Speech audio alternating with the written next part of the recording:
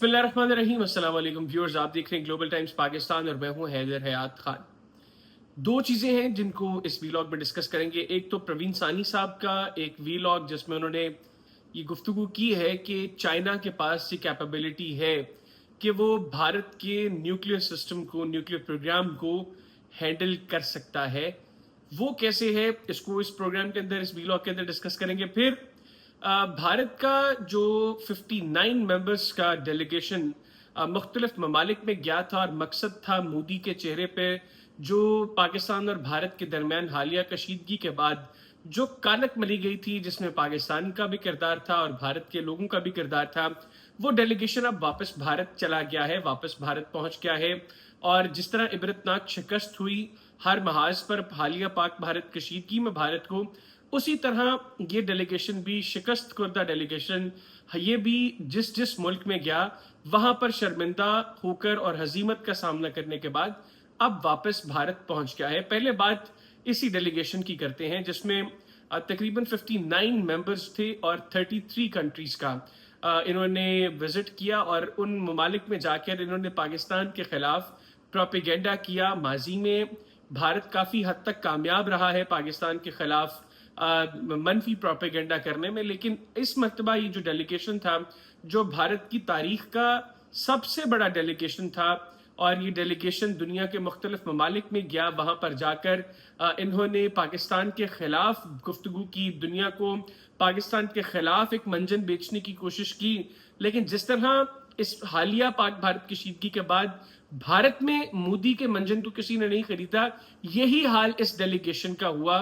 और इन 33 ममालिक के अंदर सिवाय शर्मिंदगी के इस डेलीगेशन को कोई चीज़ नसीब नहीं हुई।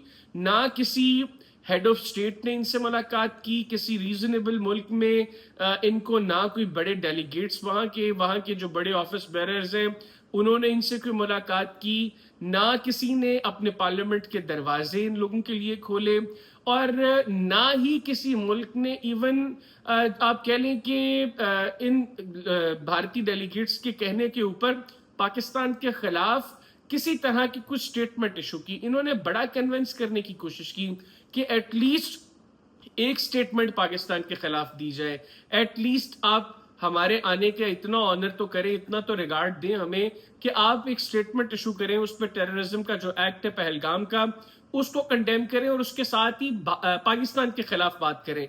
लेकिन इन 33 ममालिक में किसी एक मुल्क के अंदर भी ये कामयाब नहीं हुए जहां पर ये पाकिस्तान के खिलाफ कोई बात करे। और मैंने प्रवीण सानी साहब को भी पहले कोट किया था, और ये सिर्फ प्रवीण सानी साहब नहीं, बहुत से और लोग बात कर रहे हैं कि भारत इस हालिया पाक भारत कशीदगी के बाद जिस तरह एक्सपोज हुआ है, भारत का एक्सटर्नल अफेयर्स का ऑफिस, उनकी एक्सटर्नल अफेयर्स की मिनिस्ट्री, और जो जयशंकर विश्व मित्र की बात करते थे, बुरी तरह एक्सपोज हुआ है। दुनिया में कोई मुल्क, इवन इन्होंने जो इमोशनली ब्लैकमेल किया, वो मुल्क भी भारत के साथ खड़े नहीं हुए, मां सिवाय इसराइल के। सिर्फ एक इसराइल मुल्क था जो इस सारे वाकये के अंदर भारत के साथ खड़ा रहा, उसके अलावा कोई मुल्क भारत के साथ खड़ा नहीं हुआ। हर मुल्क ने भारत से कहा कि ठीक है, हम टेररिज्म के एक्ट को कंडेम करते हैं, लेकिन जिस तरह आप पाकिस्तान पर हमले कर रहे हैं, जिस तरह आप पाकिस्तान के ऊपर इल्जामात लगा रहे हैं बगैर सबूत के, ये हम नहीं करेंगे कि हम आपके कहने पर पाकिस्तान के खिलाफ कोई स्टेटमेंट दें। आपके पास कोई सॉलिड एविडेंसेस नहीं है। मैंने अपने एक पहले वीलॉग के अंदर भी आपको बताया था कि जयशंकर ने पाकिस्तान और भारत के दरमियान जो हालिया कशीदगी थी, इसके बाद उसने बुलाया था दुनिया के मुख्तलिफ ममालिक के जो सफरा भारत में नई दिल्ली में मौजूद है, मुख्तलिफ ममालिक के जो एम्बेसडर्स हैं, उनको बुलाकर इन्होंने ब्रीफिंग दी और पहलगाम वाक़ये के साथ पाकिस्तान के ताने बाने जोड़ने की कोशिश की। लेकिन उनमें से कई लोगों ने वहां से निकल कर, किसी ने बीबीसी से बात की, किसी ने CNN को इंटरव्यू दिया, किसी ने स्काई न्यूज से बात की, किसी ने न्यूयॉर्क टाइम्स से बात की, किसी ने अल जजीरा से बात की।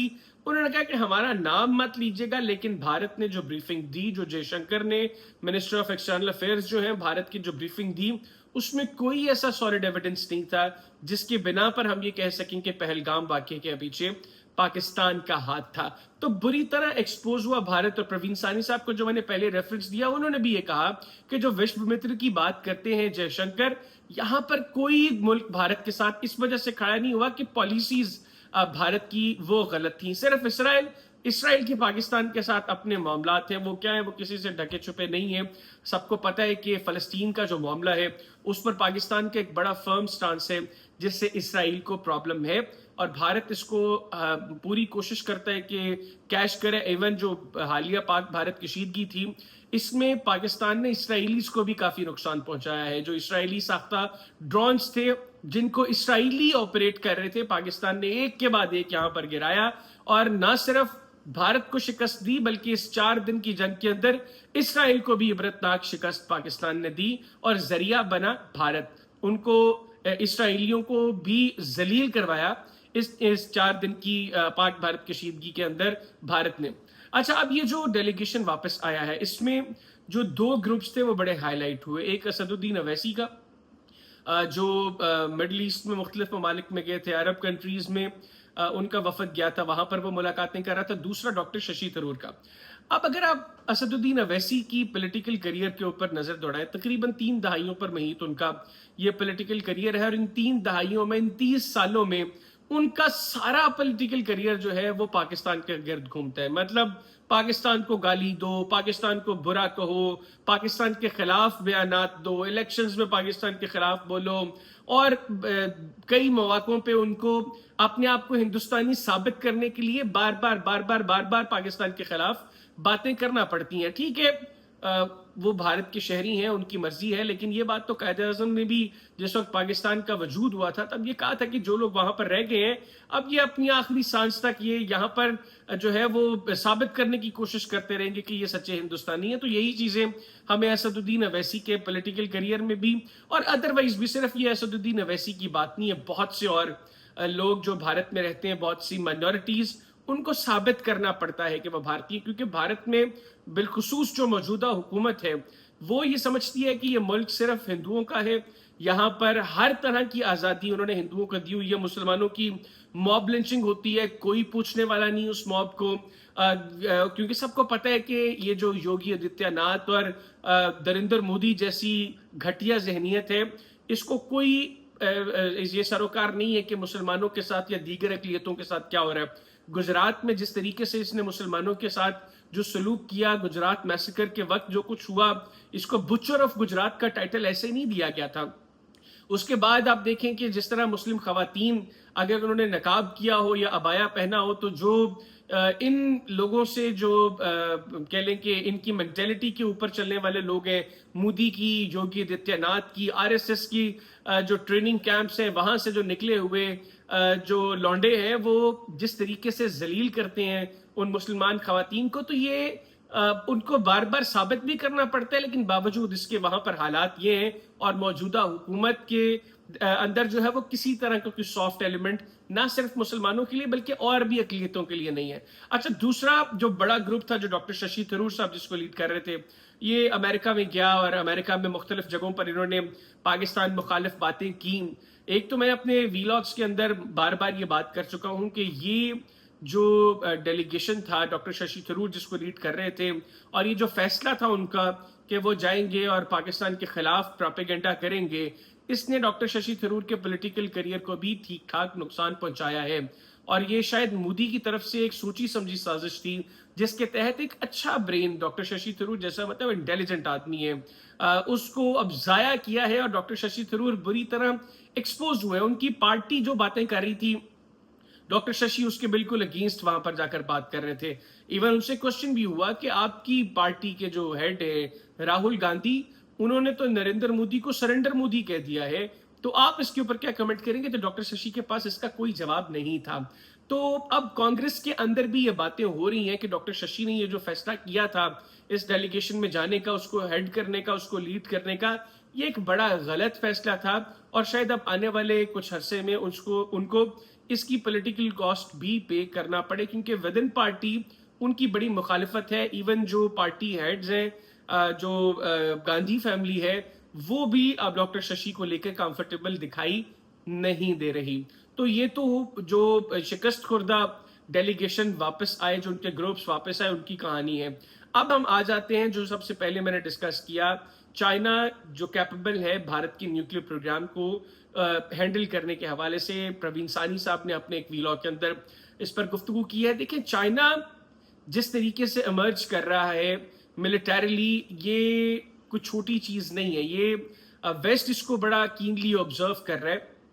کوشش تھی امریکہ کی کہ اس خطے میں بھارت کو طاقتور بنایا جائے، بھارت کو مضبوط کیا جائے، اور چائنا کے خلاف جو ہے وہ ایک بڑی طاقت اس ریجن میں بھارت کو بنایا جائے. ایک تو الحمدللہ میں اللہ تعالیٰ سے ڈر کے بڑی عاجزی سے کہتا ہوں کہ پاکستان نے بھارت کا وہ غرور خاک میں ملا دیا اور منو مٹی تلے اس کو دفن کر دیا، ہر محاذ پر اس کو شکست دے کر. آرمی نے ان کو عبرتناک شکست دی ہماری نیوی کے سامنے.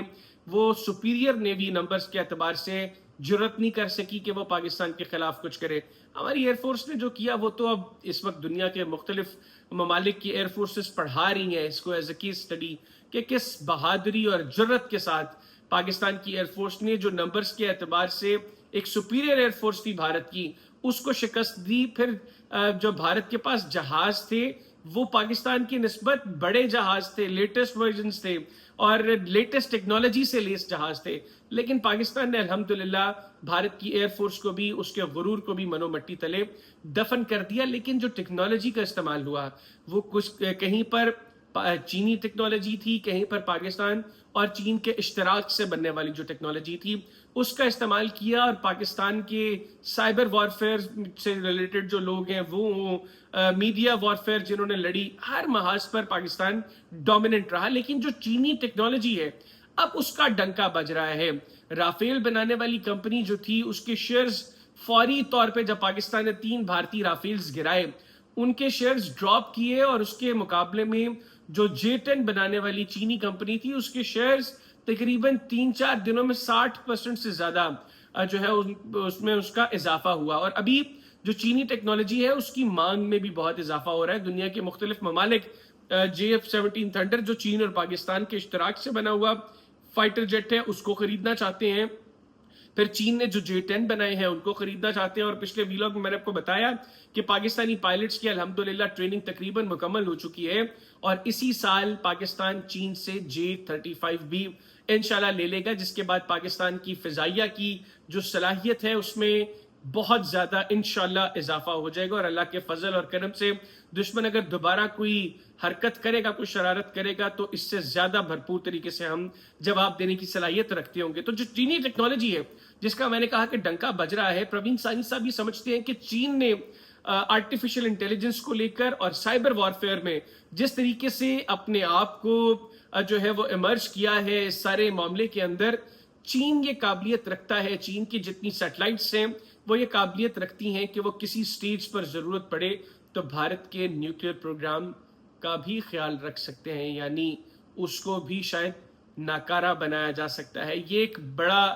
کنسرن ہے بھارت کے اندر، کیونکہ پروین سانی صاحب 2-3 سال پہلے جو باتیں کرتے تھے ان کو بھارت میں کوئی سیریس نہیں لیتا تھا. میرے اپنے پروگرام میں میں نے جب ان سے سوال کیا کہ اگر پاکستان اور بھارت کے درمیان جنگ ہوتی ہے تو کون وہ جنگ جیتے گا، تو بھارت میں چند لوگ تھے جو یہ کہتے تھے کہ پاکستان کے پاس اتنی صلاحیت ہے کہ پاکستان بھارت کو جنگ میں ہرا سکتا ہے. پروین سانی صاحب کہتے تھے کہ آئی ایم شیور کہ پاکستان اور بھارت کے درمیان جنگ ہوئی تو بھارت وہ جنگ ہارے گا. اور کیوں ہارے گا، کس وجہ سے ہارے گا، وہ تمام وجوہات جو ان 4-5 روز میں پاکستان نے ثابت کیا کہ ہم بھارت کو ہرانے کی صلاحیت رکھتے ہیں اور ہرایا پاکستان نے.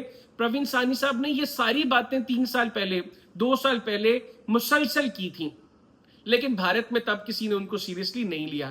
ابھی جو پروین سانی صاحب نے یہ بات کی ہے یہ ایک بڑی اب کنسرننگ چیز ہے بھارت کے اندر کہ بھارت کا نیوکلیئر پروگرام اس کا مطلب ہے محفوظ نہیں ہے. ویسے تو بھارت نے بہت سی ایسی حرکتیں کی ہیں گزشتہ چند سالوں میں جس کے بعد ویسے تو بھارت کا اس نیوکلیئر پروگرام کو دنیا کو بھارت سے کنٹرول اس کا لے لینا چاہیے.